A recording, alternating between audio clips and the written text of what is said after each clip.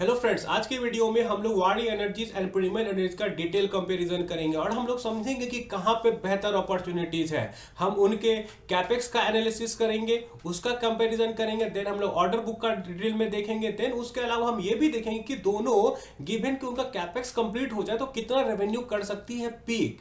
तो उससे हमें पता चलेगा कि इनका ग्रोथ सीएजीआर कितना हो सकता है फ्यूचर में, और हम तब देखेंगे कि कहां पे बेहतर अपॉर्चुनिटीज है। तो सबसे पहले हम स्टार्ट करते हैं और देखते हैं कि सोलर मॉड्यूल का कैपेसिटी क्या है। ठीक है, सोलर मॉड्यूल का कैपेसिटी है आपको प्रीमियर एनर्जी का आज के टाइम पे 5.1 गीगावाट का, और फ्यूचर में उसे 10 गीगावाट का करने वाले, जो कि 2.1x है। वही अब अगर आप वारी एनर्जीज पे आओगे तो वारी एनर्जीज का आज के टाइम पे 18.7 गीगावाट का, उसे वो करने वाले हैं 26.7 गीगावाट। तो वो होता है 1.4x का जंप। तो यहाँ पे देख रहे होंगे आपकी सोलर मॉड्यूल के कैपेसिटी में प्रीमियर एनर्जीज का ज्यादा जंप है कंपेयर टू वारी एनर्जीज का। फिर भी वारी एनर्जीज का कैपेसिटी ज्यादा है। ठीक है, अब आते हैं सोलर सेल में। सोलर सेल में आने से पहले आपको एक मैं चीज दिखा देना चाहता हूं, सोलर मॉड्यूल कैसे बनता है। तो सोलर मॉड्यूल में सबसे पहले सिलिका सैंड से बनाते हैं, मेटलर्जिकल सिलिकॉन, फिर polysilicon, then ingots, wafer, cells and modules. तो सोलर मॉड्यूल का रॉ मटेरियल है सोलर सेल्स। ठीक है, उसका raw material wafer and ingot. तो ये चीज समझ लीजिए। और इंडियन गवर्नमेंट कुछ देर में इंडियन कंपनी को ये मैंडेट करने वाली है कि अगर तुमको गवर्नमेंट प्रोजेक्ट्स चाहिए तो तुमको सोलर मॉड्यूल उनसे खरीदना पड़ेगा जिन्होंने सेल यूज किया हुआ है इंडियन मैन्युफैक्चरर्स का, और धीरे धीरे वो ये मैंडेट कर देंगे वेफर एंड इनगोट्स को भी। इसी वजह से सारी कंपनी आज के टाइम पे सोलर सेल प्लांट भी खोल रही है, अपना बना रही है, और इवन धीरे धीरे इनगोट्स एंड वेफर में भी जाने वाली है। ये बात का आप ध्यान दीजिएगा। अब आते हैं वापस अपने कंपैरिजन में। तो अगर आपका बेस क्लियर हो गया होगा तो ठीक है। तो सोलर सेल में इनका पहले था प्रीमियर एनर्जी का 3.2 गीगावाट का, उसको ये 10 गीगावाट करने वाली, ये 3x का जंप है। सिमिलरली अगर आप यहां पे देखोगे वारी एनर्जीज का, तो उनका 5.4 गीगावाट का था, उसे वो लेके जाने वाले 15.4 बाय 27। ठीक है, तो ये भी 3x का जंप है। इनगॉट्स एंड वेफर इनका 5 गीगावाट का होगा और इनका 10 गीगावाट का होगा, 2x है सीधा। प्रीमियर एनर्जी का यहाँ पे ट्रांसफार्मर में इनका लगभग 6.7x का कैपेसिटी करेंगे अपना। और इनका क्या है, कॉस्टन के द्वारा इन्होंने रिसेंटली एक्विजिशन किया है, पर ज्यादा डिटेल अभी नहीं है, रिसेंट एंट्री है। ठीक है, क्योंकि रिसेंटली ही इन्होंने एक्वायर किया है इस कंपनी को। देन इन्वर्टर में आप देखोगे तो पहले ये 5 लाख यूनिट बनाते थे, अब ये 1 मिलियन यूनिट बनाएंगे। तो इन्वर्टर में प्रीमियर एनर्जी का 2x का जंप हुआ है। सिमिलरली अगर आप यहां पे देखोगे वारी एनर्जीज का, तो ऑलरेडी इनके पास 4 गीगावाट का हो जाएगा बाय FY27। 1.3x का जंप है आपको इन्वर्टर में इनका वारी एनर्जी का। जब बेस में आता है, बेस में इनका प्लान है 6 गीगावाट का कैपेसिटी करने को, और ये यहाँ पे असेंबलिंग करेंगे बैटरी का। ठीक है, चाइना वगैरह से, बाहर वगैरह से बैटरी का सेल्स मंगाएंगे, फिर उसे पैकेज करके बेचेंगे। ठीक है, लेकिन वहीं पे वारी एनर्जीज क्या कर रही है, इनका आज के टाइम पे 3.5 गीगावाट आवर का है, उसे ये करने वाले हैं 20 गीगावाट आवर, पर ये सेल्स खुद बनाएंगे। इसका मतलब क्या होता है, इनका मार्जिन बेहतर होगा। अब इलेक्ट्रोलाइजर पे आते हैं। प्रीमियर एनर्जीज के पास इलेक्ट्रोलाइजर नहीं है, इनके पास आज के टाइम पे 300 मेगावाट का, इसे ये करने वाले हैं 1 गीगावाट, दैट इज 3x का जंप। तो आप देख रहे होंगे दो जो नीचे में ना बेस और इलेक्ट्रोलाइजर, इसमें वारी एनर्जीज प्रीमियर एनर्जीज को काफी मार्जिन से बीट कर रही है, और ये दोनों इनके लिए हायर मार्जिन होने वाला है। प्रीमियर एनर्जीज को यहाँ पे लोअर मार्जिन मिलेगा क्योंकि दे आर असेंबलर, एंड वारी एनर्जीज को यहाँ पे हायर मार्जिन मिलेगा क्योंकि ये आपको असेंबली नहीं करेंगे, खुद का सोलर सेल्स बनाएंगे, और electrolyser is a good margin business. अब आते हैं, हम सोचते हैं कि दोनों कैपेक्स कहां से करेंगे, कितना पैसा उठाना पड़ेगा। प्रीमियर एनर्जी लगभग 10,900 करोड़ का कैपेक्स करेगी, और इनका बोलना है कि हम लोग इंटरनल एक्रूवल्स एंड आईपी प्रोसेस से करेंगे। वहीं पर वारी एनर्जीज का 25,000 करोड़ का कैपेक्स होने वाला है, और ये भी इंटरनल एक्रूवल्स एंड आईपीओ प्रोसेस से ही करेंगे। दैट मींस कंपनी दोनों एक्सपेक्ट कर रही है कि फ्यूचर में ये लोग ठीक ठाक एबिटा वगैरह जनरेट करेंगे, जो कि वो अपने कैपेक्स में यूज करेंगे।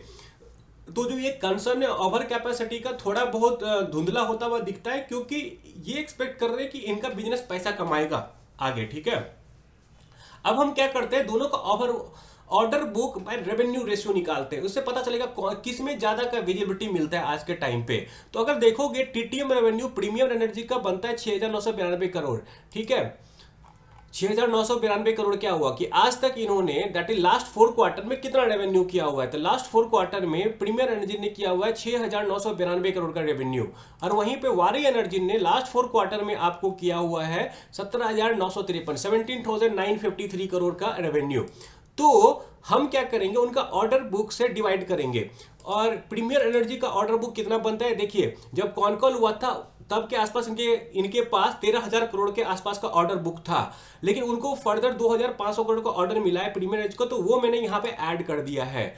फर्दर अगर आप देखोगे वारी एनर्जी के केस में उनका 47,000 करोड़ का ऑर्डर बुक था जब Q2 का रिजल्ट आया था, और उसके बाद 4,000 करोड़ के आसपास का उनको ऑर्डर मिला है। ये मैंने एस्टिमेटेड कैलकुलेट किया, एग्जैक्ट नंबर नहीं, थोड़ा इधर उधर हो सकता है। तो उस हिसाब से आप देखोगे तो प्रीमियर एनर्जी का order book to revenue ratio आपको बनता है 2.25 एंड वारी एनर्जी का 2.84। तो यहां पे आपको वारी एनर्जी लीड करता हुआ दिखता है। ये पहला मैट्रिक है जहां पे आप क्लियर कर देख सकते हो कि Waaree energy is leading Premier Energy. And उसके अलावा आप देखोगे बेस और इसमें ये अच्छे से लीड करेंगे इनको, क्योंकि बेस में इनका 6 गीगावाट है, इनका 20 गीगावाट है, and that too it is cell. ठीक है, ये चीज ध्यान दीजिएगा। अब हम आते हैं डिटेल नंबर कंपैरिजन करते हैं। ठीक है, तो बेस्ड ऑन दो जो यहाँ पे कैपेसिटी इन्होंने दिया हुआ है और बेस्ड ऑन कॉन कॉल्स मैंने यहाँ पे रफली नंबर निकाला हुआ कि कितना रेवेन्यू बन सकता है। ये एग्जैक्ट नंबर नहीं है, इधर उधर थोड़ा बहुत हो सकता है, ये चीज आप ध्यान दीजिएगा। तो उस हिसाब से मैं फाइनली निकालूंगा कि इनका CAGR कितना बनता है अगले 2-2.5 साल तक। तो सबसे पहले आते हैं मॉड्यूल्स। तो मॉड्यूल्स में इनका कैपेसिटी है 10 गीगावाट का, 11 गीगावाट के आसपास का होगा। ठीक है, लेट्स एज्यूम कि 90-95% यूटिलाइजेशन पे ये लोग काम करेंगे, तो 1 गीगावाट का इनका बनता है 1700 करोड़ के आसपास का, तो टोटल रेवेन्यू बनेगा 17,000 करोड़। तो वहां पे इबिट्टा कितना बनेगा 30%, 5,100 करोड़।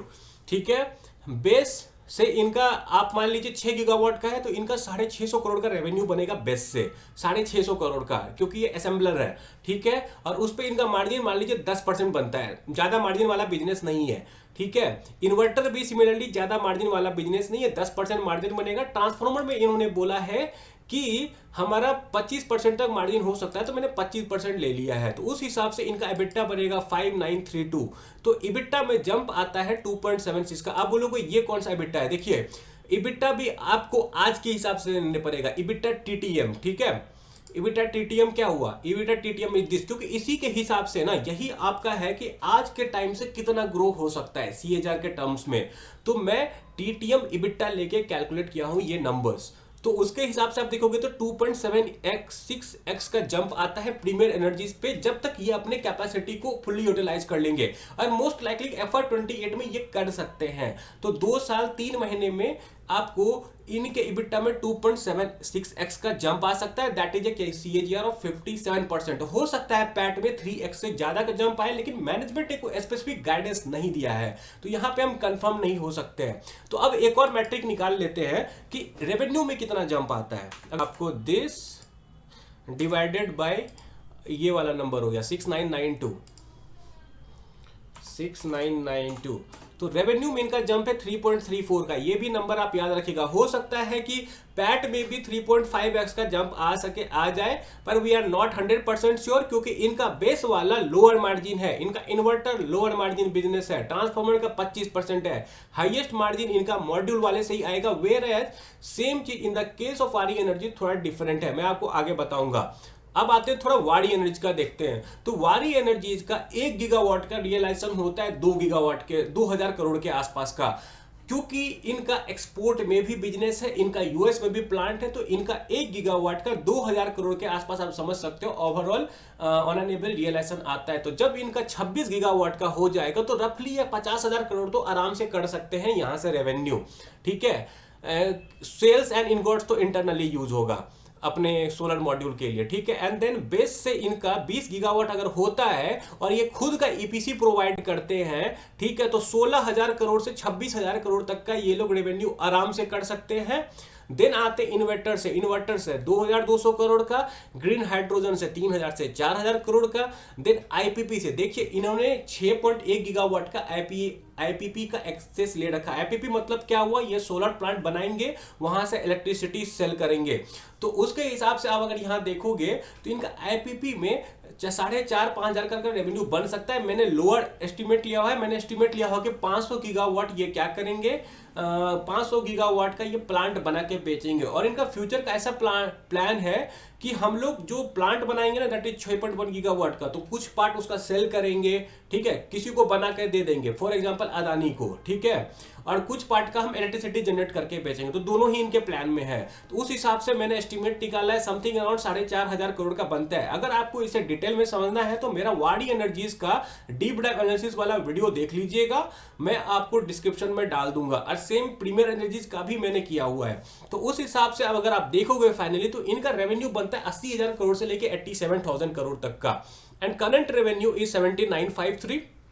ये आपको टीटीएम रेवेन्यू है, ये चीज ध्यान दीजिए। तो रेवेन्यू में जंप कितना आएगा, 4.46 का। प्रीमियर एनर्जी में जंप कितना आ रहा था, 3.34 का। तो ये सब चीज में आप देखो clear cut Premier Energy is winner, ठीक है। सेकेंड चीज आपको एक और बात मैं बताता हूं, चूंकि बेस में ये अपना खुद का बैटरी बनाएंगे तो इनका मार्जिन सारा बिजनेस में आप देखोगे मार्जिन अच्छा है। ग्रीन हाइड्रोजन में मार्जिन अच्छा है, आईपीपी वाले बिजनेस में मार्जिन अच्छा होगा, बेस में मार्जिन अच्छा होगा। तो इनका मार्जिन किसी भी केस में प्रीमियर एनर्जी से ज्यादा ही रहने वाला है, ये चीज आप लिख के रख लो। तो इनका मैंने पैट वगैरह का जंप निकाला, तो पैट वगैरह में 5 गुना का जंप आने वाला है। तो उस हिसाब से इनका सीएजीआर बनता है 70% का। वही प्रीमियर एनर्जी का 57 का बनता है। लेकिन जस्ट एज्यूम कि अगर वो जैसे अपने रेवेन्यू को 3.34x कर रहे हैं, हो सकता है वो अपने रेवेन्यू को पैट को भी 3.34x कर ले, जिसका चांसेस कम लगता है क्योंकि इनका बाकी बिजनेस में मार्जिन कम है, ये चीज ध्यान दीजिएगा। तो मान लीजिए अगर 3.34 कर भी लेते तो 60-62% का इनका सीएजीआर बनेगा, 60-62%। तो वारी एनर्जीज आपको मिल रहा है, आपको 70% के सीएजीआर से ग्रो कर सकती है, प्रीमियर एनर्जी 60%। दोनों में ऐसा नहीं कि ग्रोथ किसी का खराब है, ठीक है, दोनों का ग्रोथ अच्छा ही है। लेकिन वारी एनर्जी आज के टाइम पे प्रीमियर एनर्जी से ज्यादा फास्ट ग्रो कर सकती है फ्यूचर। क्यों? सबसे बड़ा उसमें रीजन है इनका बेस एंड इलेक्ट्रोलाइजर, ये चीज ध्यान दीजिएगा, ठीक है। तो अब हम देखते हैं कि वैल्यूएशन के हिसाब से कौन सस्ता है। देखिए वैल्यूएशन देखोगे आप, वारी एनर्जीज का 27.8 का है, थोड़ा रिफ्रेश करता हूँ, 27.8 का है। एंड प्रीमियर एनर्जीज का ये वैल्यूएशन है आपको 27.7 का। तो वैल्यूएशन दोनों का सेम है।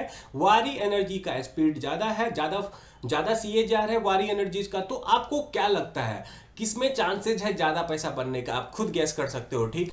अब मैं आपको अपना फाइनल टेक देता हूं। देखिए एक तरफ है वाडी एनर्जी जो कि 70% के सीएजीआर से ग्रो कर सकती है, अवेलेबल है 28 पी, ठीक है। वहीं पे दूसरी कंपनी है प्रीमियर एनर्जी जो कि 60% से ग्रो कर रही है और सिमिलर पीई पे अवेलेबल है। वाडी एनर्जी आपको ज्यादा बड़ी कंपनी है, तो समझ सकते हो कि ज्यादा स्टेबल होगी प्रीमियर एनर्जीज के कंपेरिजन में। गारंटीड नहीं है लेकिन ऐसा हो सकता है। और अगर हमको दो कंपनी मिल रहा है, एक कंपनी ज्यादा स्पीड से ग्रो कर रहा है और वो लार्ज कैप है, तो हम बड़ी कंपनी को क्यों ना प्रीफर करें? मेरा सवाल ये है। देन मैं आपको एक बात और बताता हूं कि आज के टाइम पे अगर आपको इन दोनों कंपनी में फंसा हुआ फील हो रहा है तो मुझे नहीं लगता है उतना आपको कंसर्न करना चाहिए। एक पॉजिटिव चीज बताता हूं कि देखिए दोनों कंपनी के मैनेजमेंट ने ये बोला कि हम अपने इंटरनल पैसे से अपना कैपेक्स को फंडिंग करेंगे। तो मीडियम टर्म में एटलीस्ट यू कैन एक्सपेक्ट कि ये प्रॉफिट दिखाएंगे, एटलीस्ट 1-1.5 साल तक तो मिनिमम ये प्रॉफिट दिखाएंगे। और 2-3 साल काफी लंबा टाइम होता है कि सेंटीमेंट लगातार खराब रहे, तो हो सकता है कि सेंटीमेंट सुधरेगा and you will get a good opportunity to exit. Guarantee नहीं है पर ऐसा हो सकता है, ठीक है, क्योंकि ये लोग इंटरनल एक्रूवल से अपना कैपेक्स प्लान कर रहे हैं। इसका मतलब गारंटीड है कि they are seeing some profit in future, at least उनको ऐसा लग रहा है, दे आर 100% श्योर। पर हमें मैनेजमेंट के बोलने पे ऐसे नहीं कि चले जाना चाहिए, हमें अपना एनालिसिस खुद करना चाहिए। तो ये रहा मेरा डीप डाइव कंपैरिजन ऑफ वारी एनर्जीज एंड प्रीमियर एनर्जीज। तो मैं आपको एक और बात बता देता हूं कि आज के टाइम पे बेटर अपॉर्चुनिटी भी अवेलेबल है, तो आप थोड़ा रिसर्च कीजिए and it is the time to do good research and put money in market. यहीं से अच्छा पैसा बनता है लोगों का। तो अगर आपको मेरा ये वीडियो अच्छा लगे तो thank you for watching and please subscribe.